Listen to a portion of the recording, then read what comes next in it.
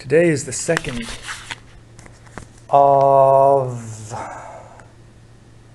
Well, it's the 2nd of October.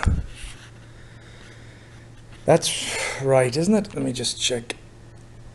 Yeah, it's 6:45 in the evening. And this is going to be a short entry. And one of the weird ones, if you're ever listening to this stuff, because you'll notice there's no footsteps, which there is in 99.9% of these things. I'm walking. Two goes with me though.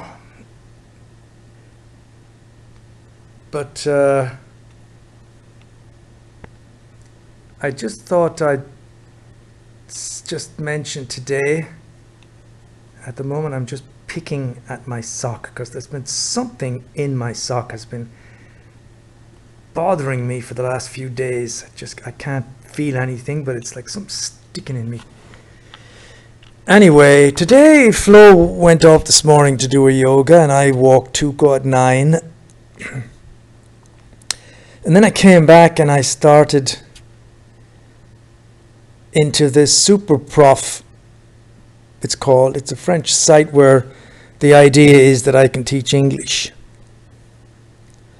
And the idea was that I would somehow incorporate some theatre and scripts and stuff into the process of teaching English.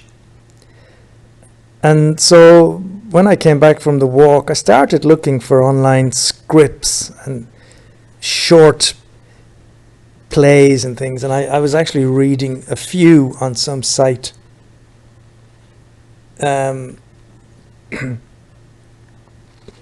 Because I thought, well, I can get the students to play act somehow. And then Flo came back and I said, I'm doing this, looking at scripts. And then I went back into the site and I was looking at some of the other people that are on the front pages that are teaching English and all their credentials and the way they worded things and all their confidence kind of oozing out of the words. And I realized I don't really want to do this. I just kind of started picturing myself waiting for someone to connect on Zoom or Skype. And then there they are, let's say an older person. Or let's say even worse, let's say a younger person. And then I start talking. Hello, you're here to learn English. What is your name? And I'm thinking, I have no idea how to teach as such. I've got no plan. What do? Do I just say we're going to read a script and then I have to send it to them? And they give me their email and I have to do that. And then I was thinking, is it not going to be a kind of torturous thing where you have to follow up on things? You have to correct emails with text that they're going to write. You have to send them stuff. They'll send you stuff. And I just thought, I don't think I have the confidence or the wherewithal to do something like that, even though it's just like, well, all you have to do is talk in English. They say everything, when they say it, it always is 100 times simpler than in practice. And after that I thought, and Flo, we were talking about me doing an e-commerce course after I meet some people in French Travail. And I don't know why, but this is why I wanted to record this. I got overwhelmed with just the sense of absolute doom, dread.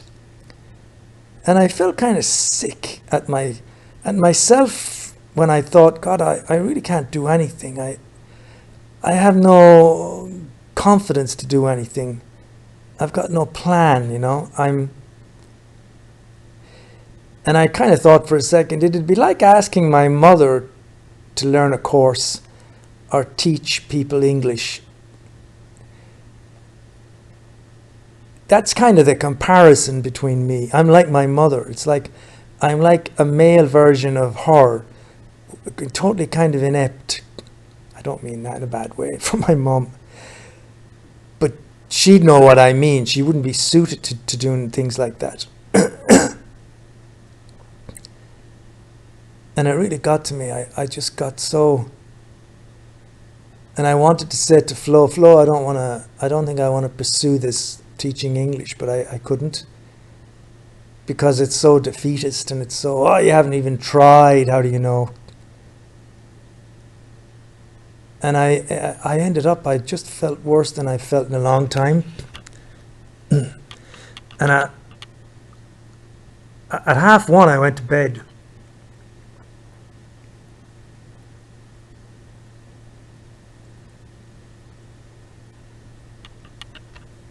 Sorry, I'm having a drink. I went to bed and Flo was okay. Well, she says, that's a nap, because I'd just eaten some salad and I was cold and I warmed up in bed and I must have slept for an hour and a half and I felt safe in bed and I didn't really want to get up.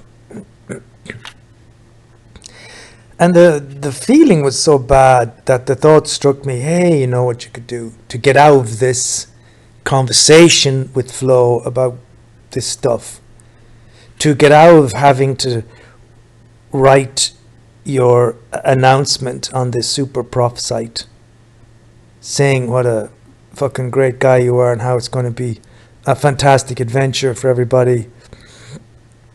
I thought to myself, well, you have to give a USB key to Dr. Dan Scalacci because he's giving you the x-ray he took to give to the other dentist to try and fix my tooth.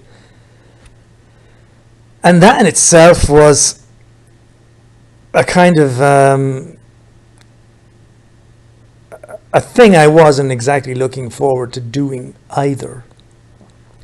Because, and really, maybe there's really something wrong with me. I could see all kinds of awkwardness about getting that key,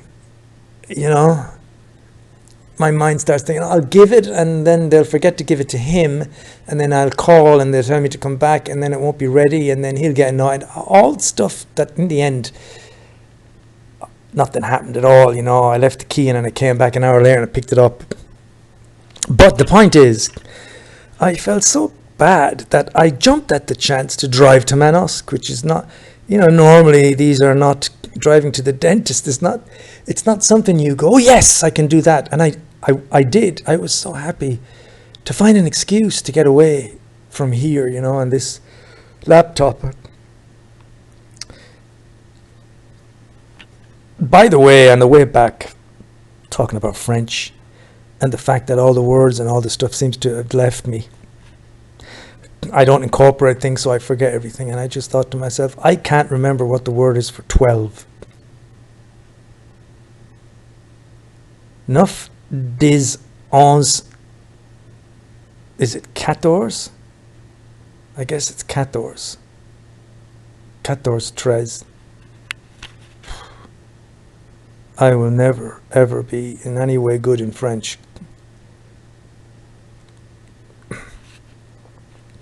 Anyway, I went, I drove even to Action, went in and did lots of shopping. I went to McDonald's, all this stuff to just get away. And it's like I'm saying, the feeling was so bad that driving around in a busy Manosque was preferable to staying put here. That kind of told me something. And then driving back, I actually left the doctor and I turned right and I ended up coming back past Auchan and Leclerc and up that way toward Horizon, which again, on another day I probably would have been too, I wouldn't have wanted to stress going that way, but this time it was like, well, you're going back to this fucking thing, so it doesn't matter how long it takes, really. Somehow it was preferable to drive around a bit. So that's what I wanted to express with this little few minutes of dialogue. Well, it's actually 10 minutes already. I'm kind of hoping, and that's one of the reasons I decided, don't say anything, because these things can come and go, and all of a sudden tomorrow you have a new lease of life, and somehow the whole idea of teaching English, or it's not so daunting, and you just kind of say, well, if I'm completely crap and I don't do stuff, who cares? You just won't get any students. Just try it and fail. Go to the old folks' home, and if you don't like it, you don't have to stay, you'll fail. Go to Intermarché and fail. Fail 100 times. That's better than not trying stuff. But that's okay telling myself this right now at 5 to 7. But if I told myself that this morning when Flo was here at midday, wouldn't have sounded the same. I really felt bad.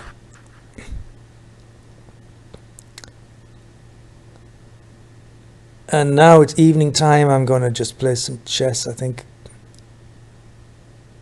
Listen to Drive Time. I do have an Anno game, but I've kind of lost interest in it now. It kept me going for a couple of weeks, but right now I'm at a game. I got 2 islands, and the idea was, could you do everything with just 2 islands, more or less? The answer is no, because you need to collect copper and zinc and stuff, and so I'm already on a 3rd island, and I'm already thinking, well, this is just like every other game. You've got some engineers, you're going to get electricity, and then you're going to do this and that, and before you know it, you're going to have like 50 trade routes. And so maybe my days of Anno 1800 are coming to an end for now. Never know, maybe I could get back to SimCity. Anyway, adios for now. I just wanted to point out that kind of a crash that I had for prosperity.